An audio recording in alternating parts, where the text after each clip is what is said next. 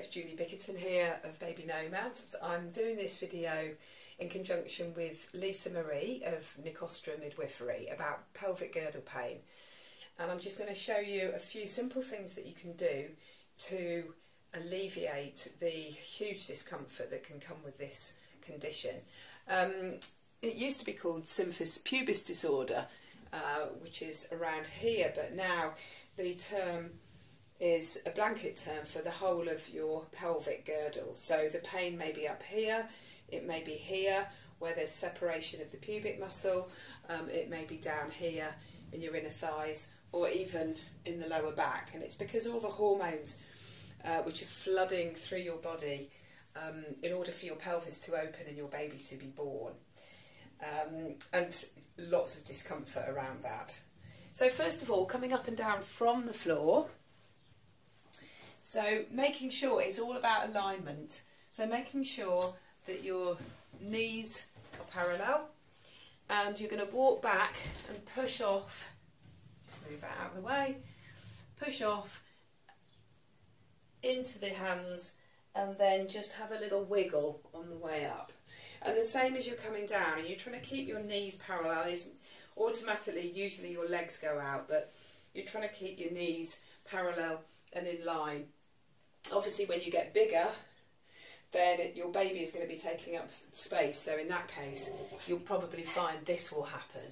So as much as possible, thank you Dexter, as much as possible you're trying to keep your knees aligned with the big toe. So you're having a little wiggle on the way down and walking forward. Now remember, when you do this and knees go down at the same time, when you do this you're breathing all the time. Don't hold your breath, that's the worst thing you can do, which is what we tend to do when we sort of move up and down, or when we're learning something new, or maybe picking a baby up and down.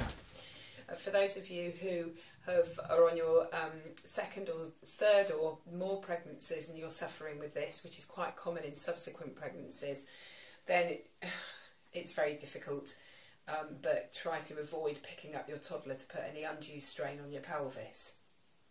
It's easier said than done, but actually encouraging encouraging toddlers to walk as much as they can, and if you are picking them up, making sure that you are really engaging your pelvic floor before you lift.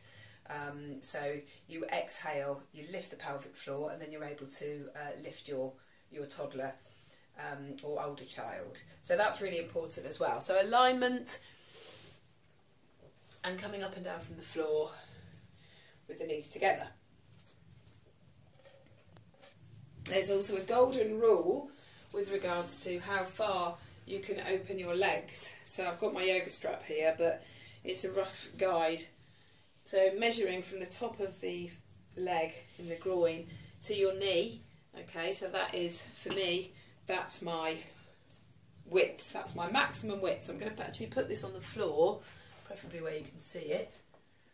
Okay, and then that is the furthest out I can open my legs.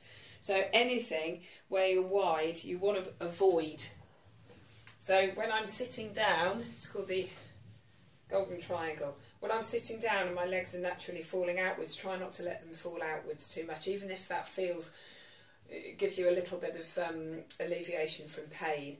That is not a good idea. So you're trying to keep your legs no wider than the length between the top of the knee and between the knee, the top of the knee, and in the groin. So it's very rough like that. So that's another thing that you want to be considering. I would always point you in into the direction of a health professional. So osteopathy is amazing, and you might get given from your physiotherapist a belt, a support belt, so that might help as well.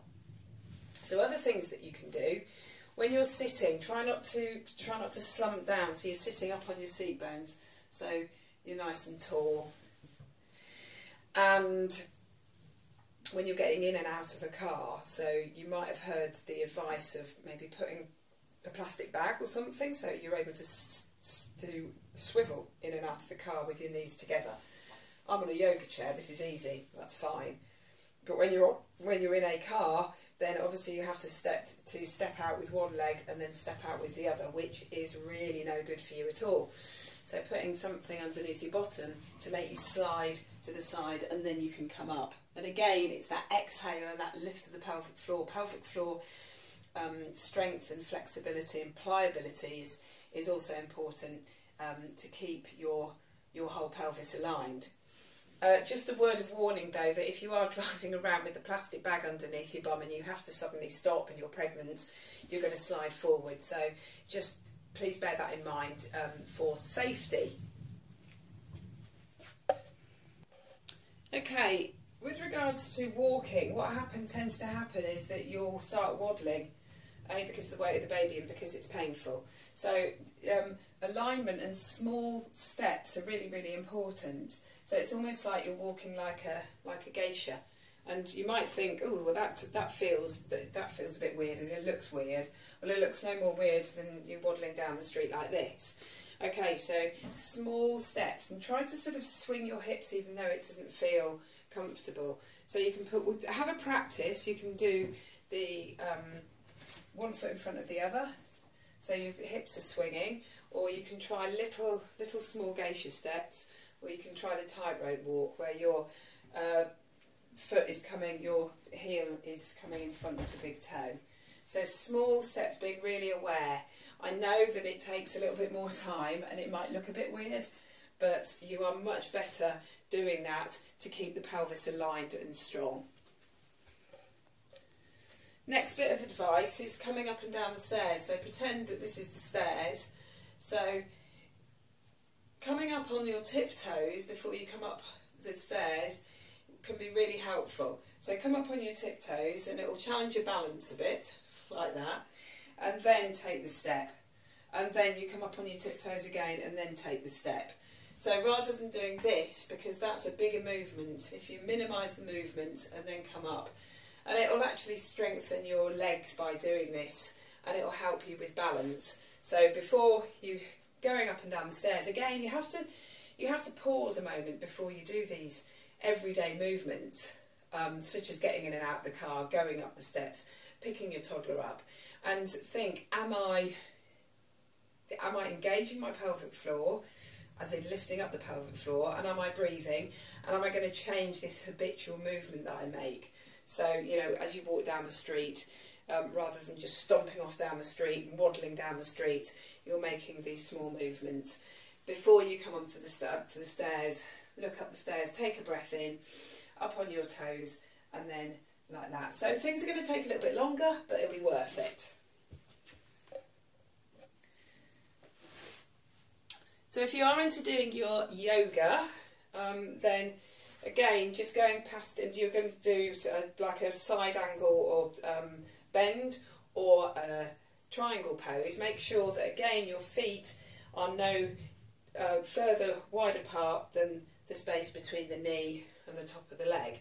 And if you're doing a triangle pose, then you just lift up like so. So don't go any wider, okay? Be kind to yourself, so then you're stretching up. And that feels really nice to open up this part of the body, because what happens with the pain, with pelvic girdle pain, the whole of the body tends to get tense with it. So opening up the upper body with the breath can really, really help. And if you want to go a little bit wider, to do that as well. These are really sort of short snippets. I could do an hour on each one. So the next bit of advice. This is a stool which I actually keep in my toilet. So just any old stool, any pile of books or whatever, when you go to the toilet, put your legs up on the stool. Okay, and this helps to eliminate your bowels.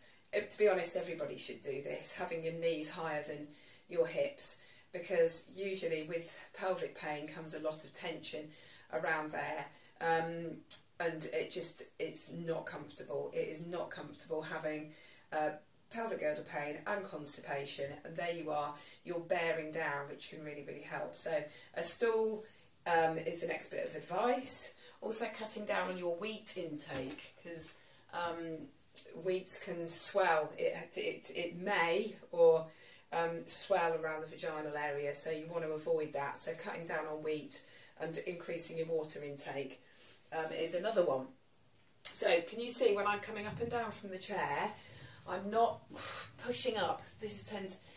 We tend to do this anyway. So practicing coming up and down from the chair, you breathe in, then you exhale and press into the heels of your foot and then come up. So chair pose, okay, is a really good pose. So you can see my bottom is sticking back and my knees are together and I'm aligned and I'm taking some deep breaths here. When you're pregnant, you only hold for 3 breaths maximum, and obviously if you get dizzy at all, just back off. But keeping the feet either together or hip width apart, knees are parallel, inhale and exhale, lift up, press into the heels, and when you come down, just shift the weight into the ball of the foot. And pelvic scoops are another good exercise, so I'm going to turn to side view of the camera.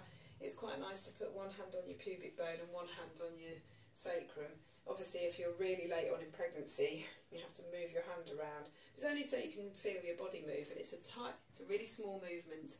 So gentle bend of the knees, and you're scooping the pelvis up. So your pubic bone here is just lifting up towards the sternum. This will engage all the muscles and hug around your baby, and your sacrum, your lower back, is tucking under. So I'm showing you an exaggerated movement coming up and then back. So breathe as you're doing it. So this is small. They're small, tiny micro movements when you're dealing with pelvic tilts and pelvic girdle pain.